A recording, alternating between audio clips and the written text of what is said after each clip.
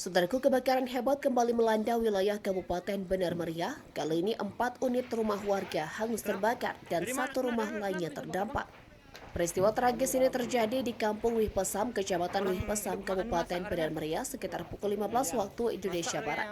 Rumah yang terbakar adalah rumah sewa milik Irwansyah 52 tahun warga Kampung Pantai Raya.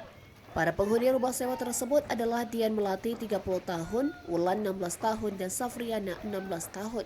Sementara itu, rumah milik Fatimah Syam 45 tahun terdampak akibat kebakaran yang melahap 4 rumah sewa tersebut.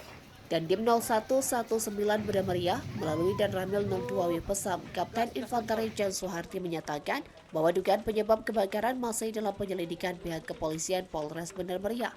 Menurut informasi dari warga, api berasal dari dapur rumah kos milik pelajar SMK Negeri 4 Benar Meriah. Warga yang melihat sumber api tersebut langsung menghubungi kantor pemadam kebakaran dan personel Koramil. Namun karena rumah tersebut setengah permanen, api dengan cepat membesar dan merambat ke rumah sekitar. Dalam peristiwa ini dilaporkan tidak ada korban jiwa, tetapi kerugian mencapai puluhan juta rupiah. Dari Benar Meriah, Bustabi, Tribun Gayo.